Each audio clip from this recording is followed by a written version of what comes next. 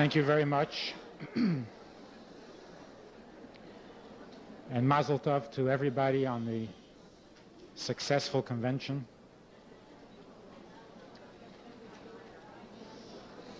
Just to start with a little trivia. It'll get better.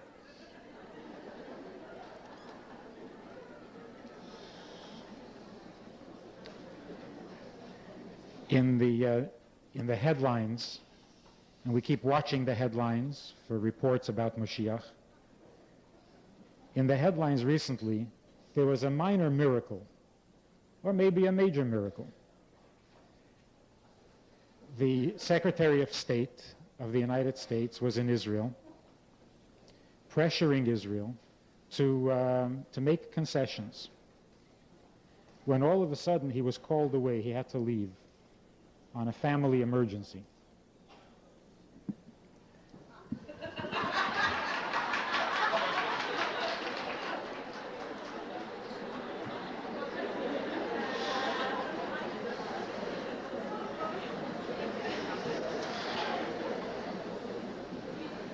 There's an interesting story in Gemara that says that Goliath, whom David HaMelech killed, had a brother. And that one day after David had killed Goliath, his brother met him. They met someplace. And the brother said, "Aha, you're the one who killed my brother." And it seems that size and strength ran in the family. So the brother was also a gesunter Chaverman, and he took David HaMelech. And the Gemara says that he threw him into an olive press. And he put the big stone on top of him, and he sat down on the stone. So a miracle happened, and the earth under David HaMelech opened up, and he was covered, he was saved by the fact that he was lower than the rest of the ground, and the weight was not on him. But he couldn't get up because he was sitting on him. All of a sudden, somebody came and told Goliath's brother that his mother had died. So he got up and left, and David HaMelech was able to get out. Now, without the headline in the recent papers, the story it's a strange story. I mean, he wants to kill him. There are ways to put him in a press and sit on him. What is this? This is a modern maisa. But now that we have the headline in the papers, now we understand the story. He was pressing him for concessions.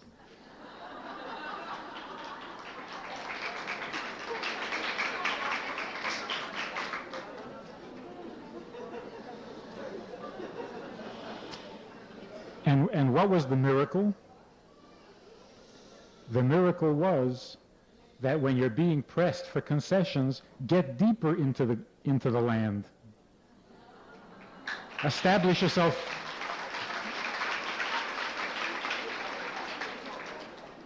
Patriotic spirit here is very. So if you establish your roots deeper in the ground, then the pressure doesn't do any harm. The theme of the convention, based on the pasuk, Zeh Hashem kivinu loi nagila v'nismucha b'yeshuasei, we're basically dealing with trust and joy.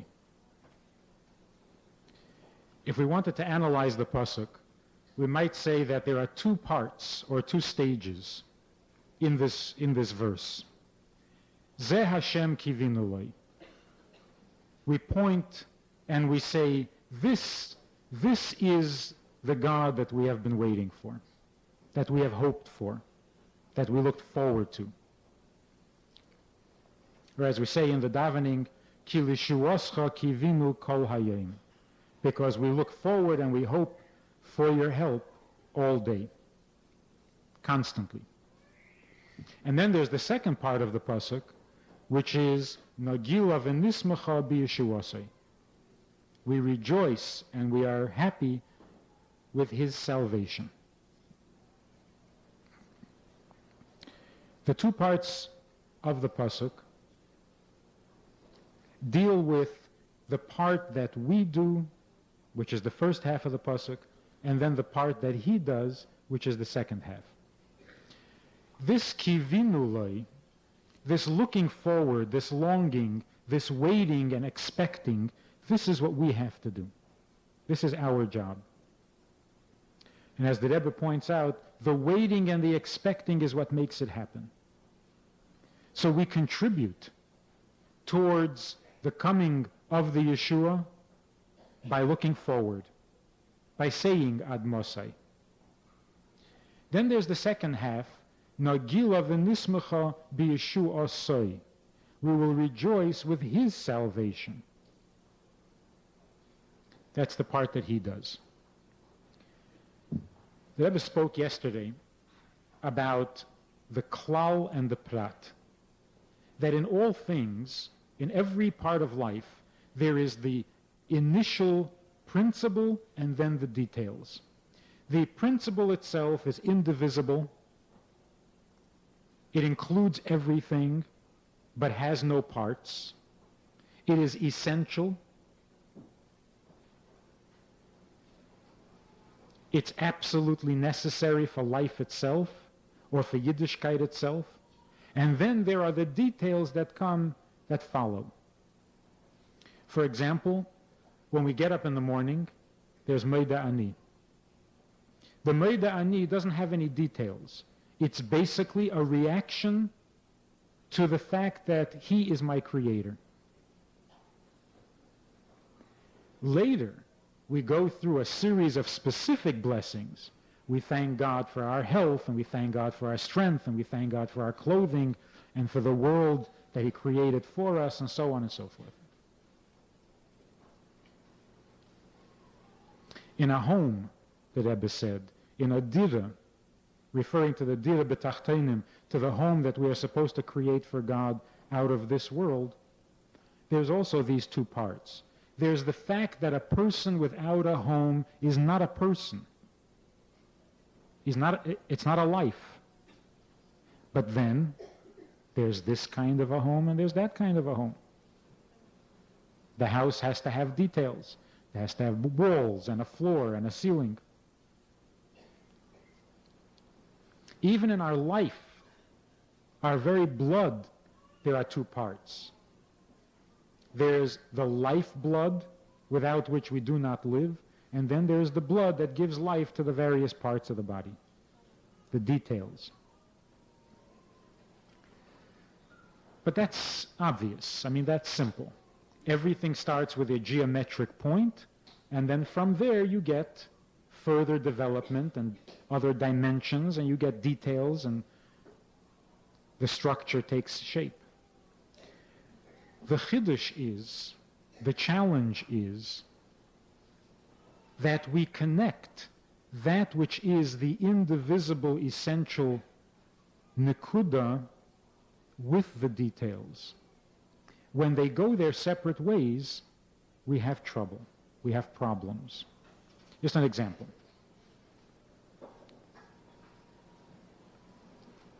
The devotion of a husband to a wife should express itself primarily in action. Because in action, the Rebbe's theme, the Rebbe's slogan, Hamaisa hu ha'ikir, in action, what you do for another person is what connects you to that person more than your feelings and more than your thoughts. Because your feelings are your feelings. It may be about the other person, but it's your feeling. And your thoughts are certainly your thoughts. They may be about somebody else, but they're your thoughts.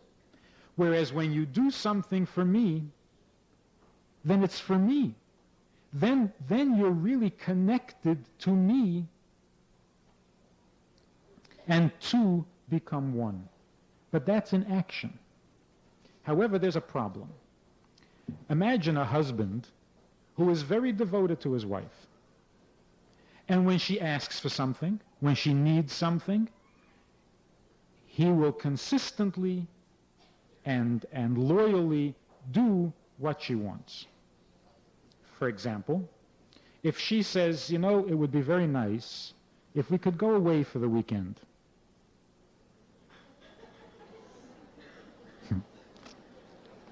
Okay, it's not a relevant mashal, but it's a mashal.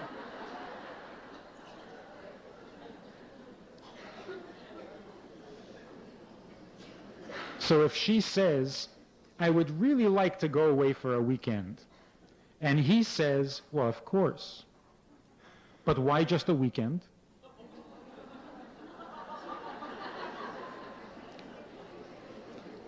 He says, let's go for the whole week. Now, he thinks he's being a very good husband, because not only is he giving her the weekend, he's offering the whole week. On another occasion, she says, you know, it would be nice to fix something in the house. He says, oh, of course, whatever you say. In fact, why just fix this something? Let's remodel the whole house.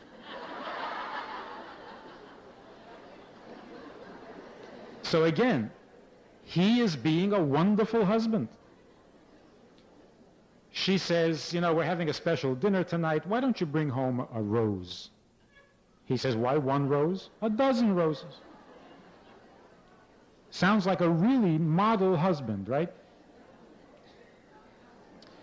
But it wouldn't be surprising if the wife is miserable, because he thinks he's doing everything she wants. In fact, he never does what she wants. It's always his way. He has an even better idea,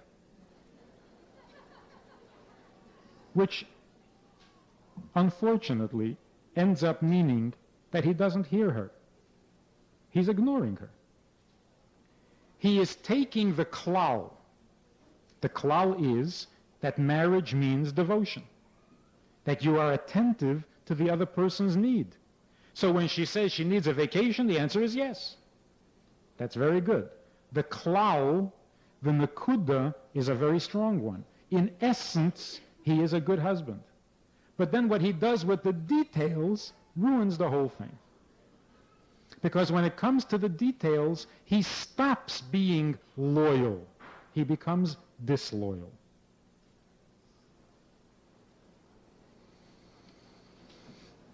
Here's another example. People are always asking about raising children. You hear a question, what do you do if your kid burns down the house? What do you do if your child is bigger than you and took over the running of the house and you're afraid to tell him anything? And so you read various books on child raising with advice, with gimmicks. This person says it works to make believe that you're really doing it. In the meantime, you get him to do what you want to do and he doesn't realize it. Another one says you have to put your foot down, you have to make it clear, you'll punish them, you'll send them to their room, you'll take away their allowance and their privileges. Another person says bribe them, give them whatever they want.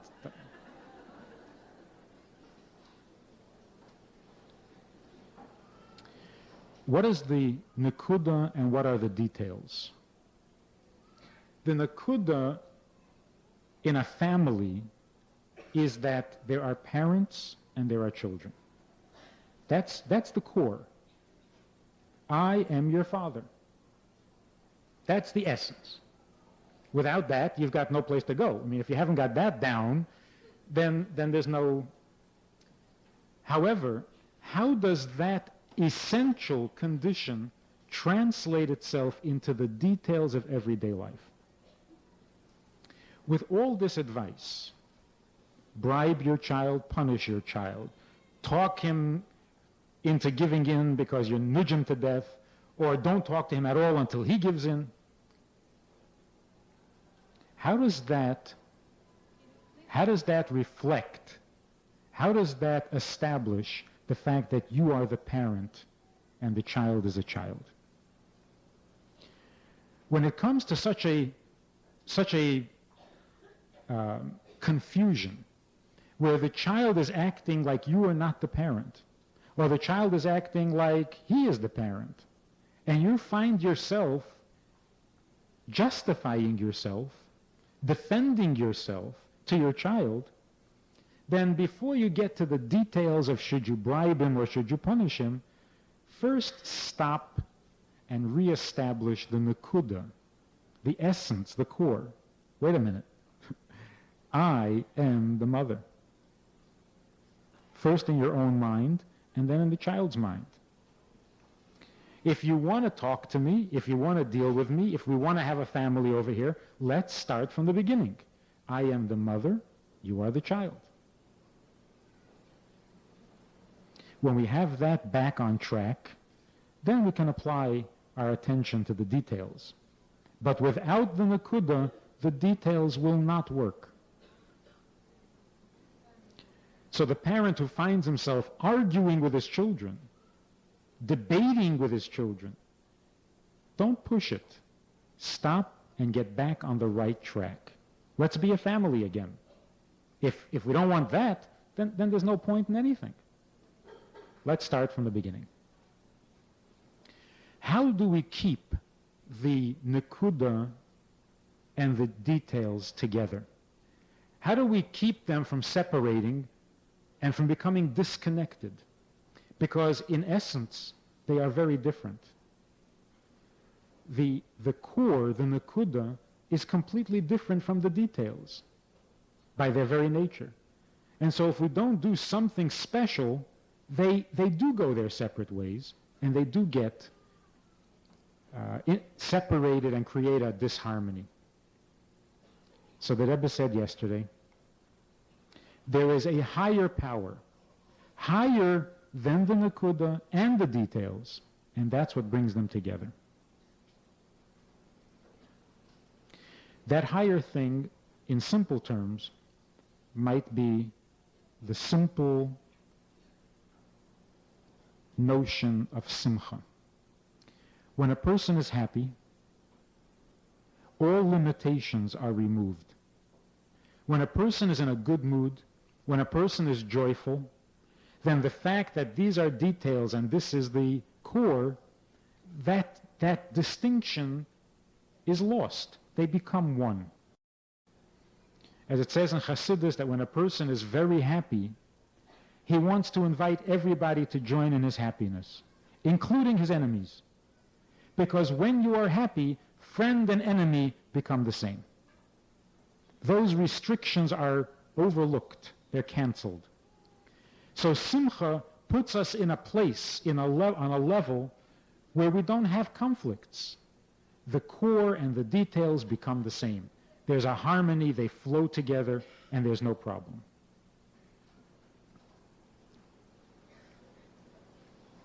There was a stage, I think, where the emphasis was on Lishuoscha kivinu kol hayom. We look forward, we hope, we want, we need to have the Yeshua. We need to have Moshiach. And so we demanded it, we talked about it, we convinced our friends that Moshiach is in fact coming, he will come, he has to come. That was the stage of kivinu, the hope, the trust, the looking forward.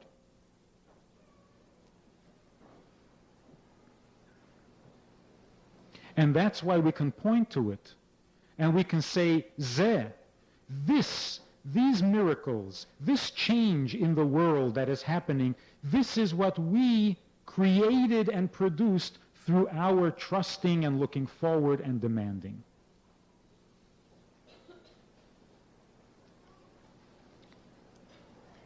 But it seems like we've entered the next stage.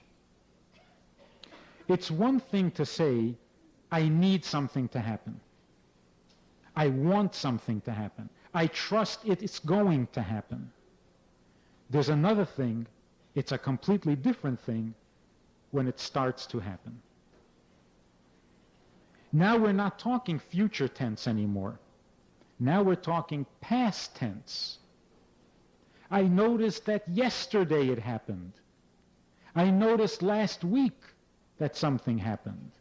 I notice it now, but it was last week that it happened. Looking back, I'm beginning to see that it's there, that it's happening. It's interesting how when the Rebbe speaks about Moshiach, he so often uses the past tense. He says, we're going to sit here, and all of a sudden we're going to realize that Moshiach is here. And all of a sudden we will find ourselves in Eretz Yisrael, and we will find ourselves together with those who are resurrected. Past tense. We will suddenly realize that it has happened, not that it's about to happen. If we look in the Rambam, where he describes the process of the coming of Moshiach, we get the same impression. If a melech arises, who is a scholar in all parts of Torah, who brings Jews back to Yiddishkeit, who fights God's battles, then we assume that he is Moshiach. I mean, how does that happen? How does an assumption come to be? Somebody gets up and says, let's assume? We hereby proclaim our assumption? No. A chazaka means that if somebody has been living in your house for 3 years, we assume it's his house. But a person cannot come along and say, I am moving into this house, I intend to live here for 3 years, so it's mine. No. If after the fact it turns out that you did indeed live there for 3 years and nobody challenged you, it must be your house. Then you have a chazaka, it's yours. A chazaka happens unintentionally almost. Nobody can make it happen. It happens by itself.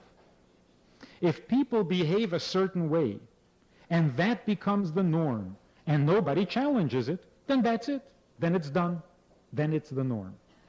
So when we say that Mashiach will do this, and Mashiach will do that, and then it will be assumed that he is Mashiach. How will it be assumed? Because we will look back, and we will say, did you notice what was accomplished here? This has got to be Mashiach. So Mashiach coming is not an event that from a moment to moment, Mashiach was not here a moment ago, and the next moment he is here. It is a dawning on us. It dawns on us that he is here.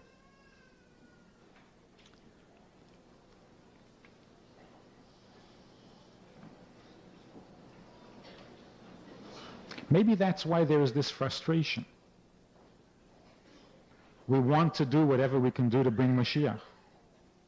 But then again, Mashiach is a grassroots development. It happens because it happens, not because someone proclaims it. So if someone was to say, we are ready for Mashiach, I am ready for Mashiach, what does that mean? That you're ready for something to happen tomorrow? Then you're not ready. If you're ready for Mashiach, it means you're beginning to see that Mashiach has come, not that he is coming. In fact, that's true of all of Yiddishkeit. If you learn a little bit of Hasidus, you find out that from the time God created Adam and Chava and gave them mitzvahs, the process of Mashiach began. Every mitzvah that they did, and particularly once there was Har Sinai, Shavuos, and all the mitzvahs were given to us, Every mitzvah we did produces Moshiach. From the first moment. Which means that Moshiach is in the world, Moshiach is revealed in the world because we did those mitzvahs. Ma'aseinu v'avedosenu. What we do in the time of Golus not only prepares us for Moshiach, that is Moshiach. Moshiach means the time when the world will be holy, when godliness will be obvious. How does godliness become obvious? By our mitzvahs. Every mitzvah we fulfilled, every mitzvah that was ever performed from Adam and Eve on has brought Mashiach into the world. The coming of Mashiach means we see that he's there.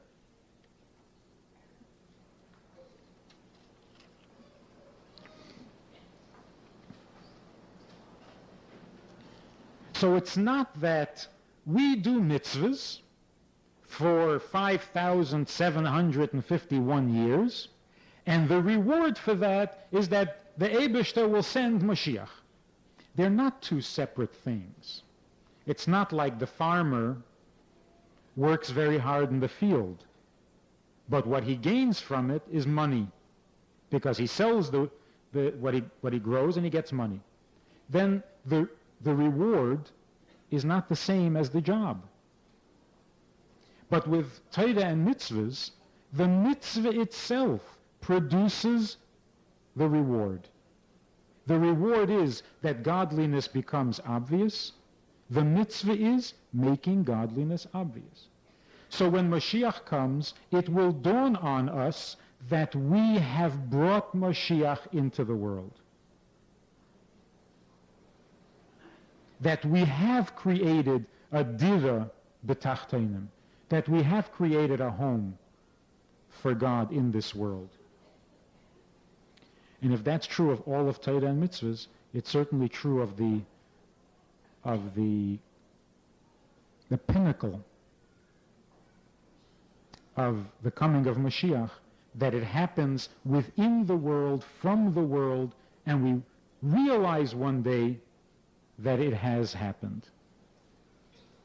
So what does it mean to be ready for Mashiach?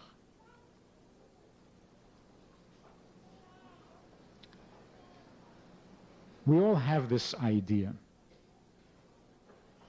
where we imagine, if Mashiach was here, I wouldn't do such and such. When Mashiach comes, I will start doing such and such. That's the kivinu. We look forward to Mashiach. What do we look forward? We have an image in our mind. When Mashiach comes, I will no longer have this problem. When Mashiach comes, I will start being better. And we look forward to this. If we can come and state openly, I am ready for Mashiach, that means to say, not that I am willing to start doing things when he comes. That doesn't mean you're ready. Everyone will start doing things when he comes. That will be what he does. He will bring that change. What does it mean that we are ready? It means that since Mashiach has to come,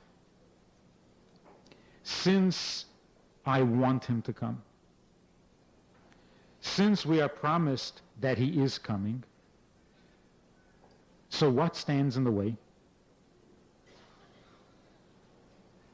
As the Rebbe said many times, nothing. Nothing. He is telling us so clearly, there is nothing in the way. Maybe this is what he means by lechatchila riba. Not climb over the obstacle. There is no obstacle. You're already on the other side. Because there's nothing left. We don't have to go through any more tests, God forbid. We don't have to do tshuva more than we have because we're doing tshuva. We don't have to polish the buttons anymore. We're going to rub them out. if we keep polishing. So what's left? What's left is merely a matter of time. And the halacha is that if everything is already determined, and the only thing missing is a little amount of time, then it's already done. Time is not an obstacle.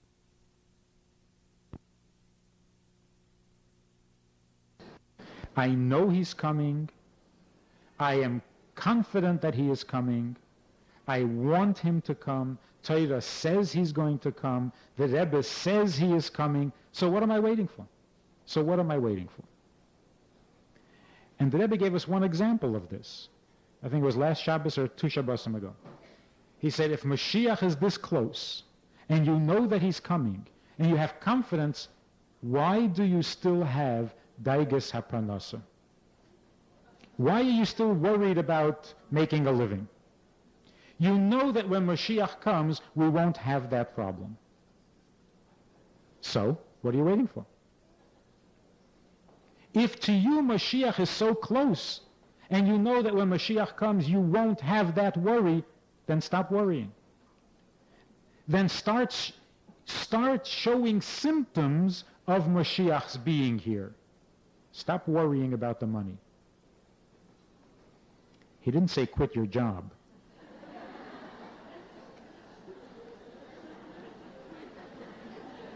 Because we're not sure that that's the first thing that's going to happen when Moshiach comes.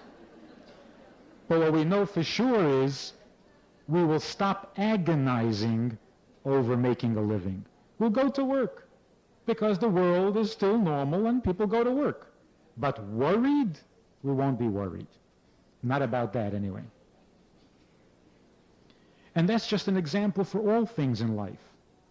If you know for sure that when Moshiach comes, you will stop doing this bad habit, so what are you waiting for?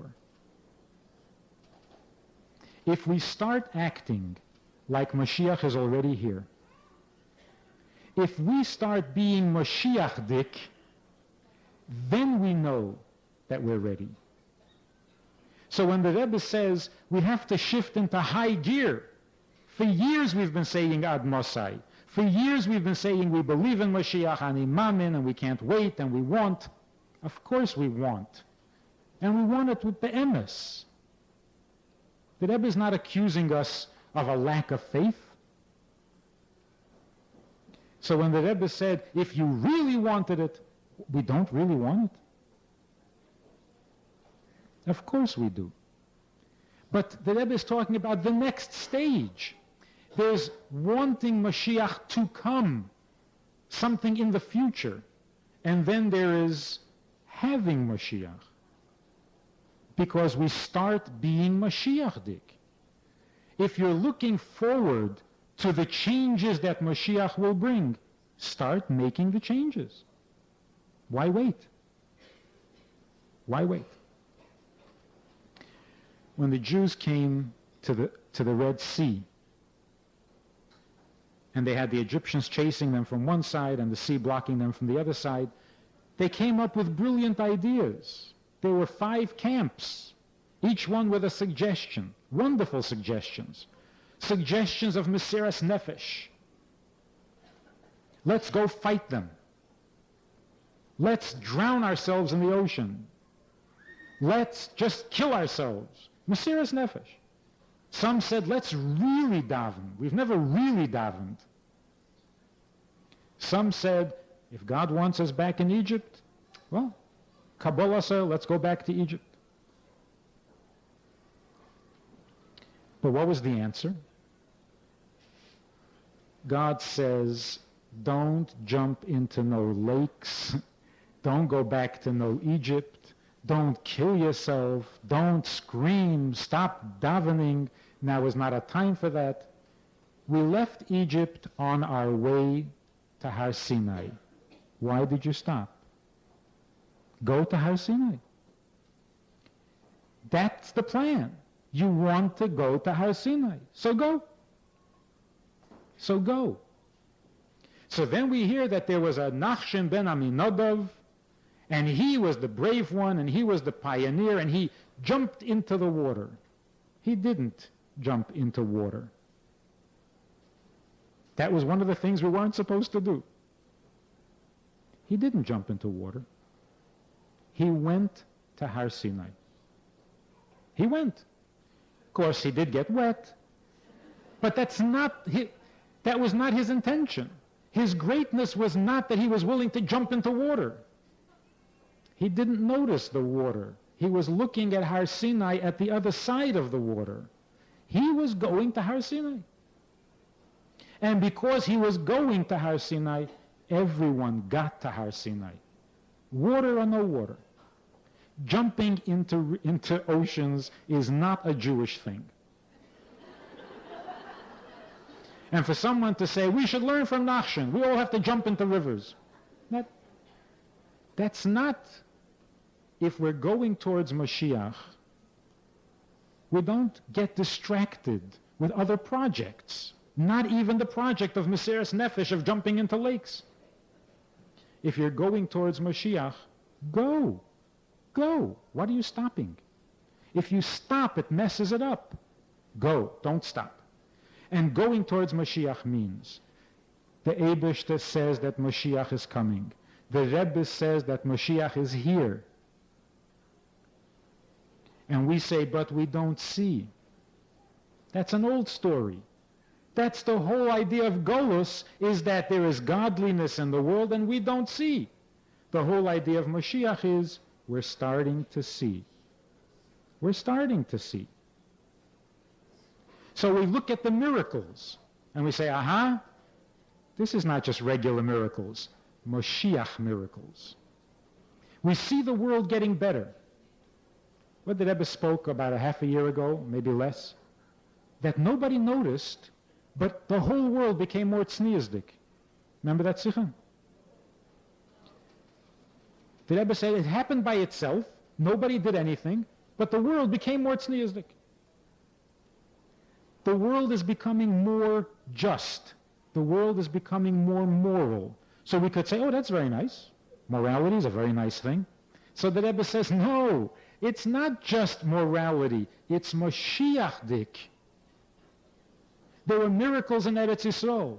We are a people accustomed to miracles. The Rebbe says, don't you see? It's not just a miracle, it's a Moshiach miracle.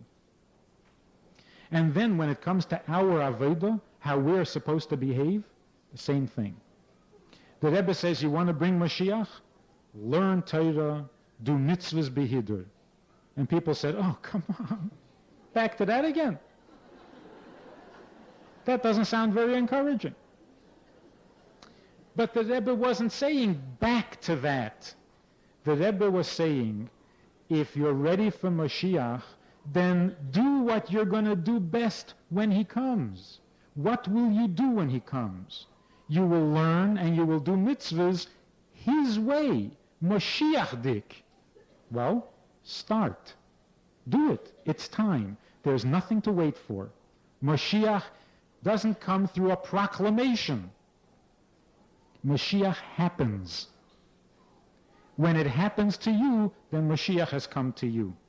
When it happens to 10 of us, then Moshiach has come to a minyan.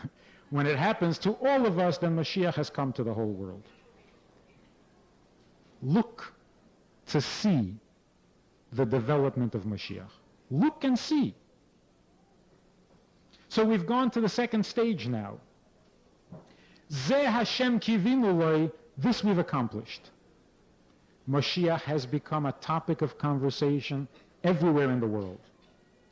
And you know, it doesn't really matter what they're saying. Because if you think about the miracle of the coming of Moshiach, the biggest miracle will be the time that we went from never talking about him to talking about him. That's the big breakthrough. After that, it's all downhill. Once you're talking already, so he comes and this one realizes, that one realizes, this changes, that changes. But the big breakthrough is when you go from 0 to 1. 0 is when nobody talked about Mashiach, except the Lubavitcher Rebbe. Now all of a sudden, everybody's talking about Mashiach. And it really doesn't matter what they're saying. Moshiach has become a fact of life. That is an incredible miracle. And those of you who are out on shlichus, and those of you who spend a lot of time talking to people who are not part of the community in Crown Heights, you know that 10 years ago you couldn't talk about Moshiach. It wasn't something to discuss. Nobody knew what to say in response. It was just like, if you said Moshiach, they blanked out.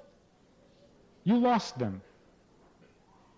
Today, if you say Moshiach, everybody wants to know, what do you mean? When? Who? How? Whether they agree with you or not, it's a subject. It's something to question. It's something to debate. It's something to talk about.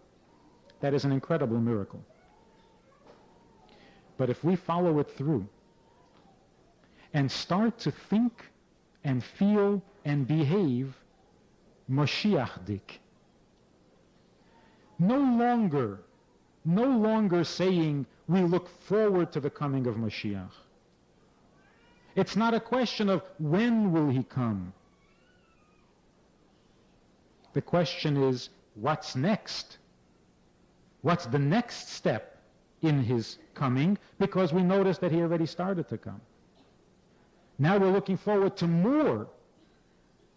We're not going from 0 to 1. We're past 1. Now we're going from 1 to 2 to 3 to 4. And if we're sincere about it, it has to show in our behavior. If Moshiach was here, would you be doing this?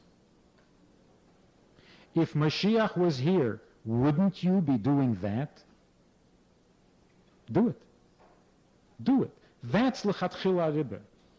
It's not under the obstacle. It's not over the obstacle. There's no obstacle. We're on the other side. We've passed the obstacle. That's what the Rebbe wants of us. That's the next step. If we wait, and if we say, when will it happen? We're missing something. We're not paying attention. We're not noticing. We're like those people who say, what miracles? We say, oh yes, they were great miracles. But didn't you notice that that was a Mashiach miracle? When we start noticing and we start behaving like Mashiach is here, because he is here, then we go to the next part of the pasuk. Nagila v'nismecha b'yeshuasei. We rejoice. The burdens are off. The daigas are gone. We have no question, not only that he is coming, we have no question that the salvation is coming. All the benefits of Moshiach are at hand. And so there's only one way to react. Nagila v'nismecha b'yeshuasei. We did what we have to do. We hoped, we yearned, we waited, we demanded. The kivinu we fulfilled. Now we have to respond to the Yeshu Osoi. It's here. We have to rejoice in it. You know, it's two ways the pasuk could have said it. You could say, in English, you could say, his salvation makes me happy. Or you can say, I am happy in his salvation. Which one do you put first? The happy or the salvation? So the pasuk could have said, Nagila v'nismecha b'yeshuasei, or it could say, b'yeshuasei nagila v'nismecha. The trick is, you start with nagila v'nismecha. You start with the simcha. You start with the optimism. You start with throwing away the daiga of Golus. Throw away the yoke of Golus, which is basically a mental state. Nagila v'nismecha, because we are into Yeshuasei. We're not waiting for it anymore. It's at hand. If we listen to the Rebbe and look for not only the core message, but also the details, we will find that we can all come away from the convention not only with an inspiring time, an educational time,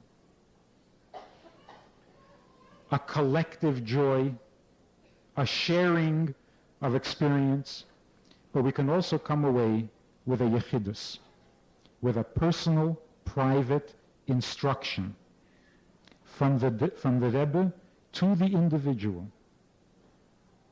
Because if the Rebbe spoke yesterday that you have to connect the detail with the klal, then when he speaks to us as a klal, he doesn't forget to put in the details. So if you listen, you will come away with clear instruction on what we need to do next as a group and as individuals to spread the awareness of Moshiach.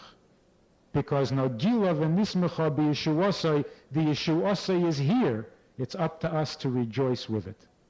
Thank you for listening.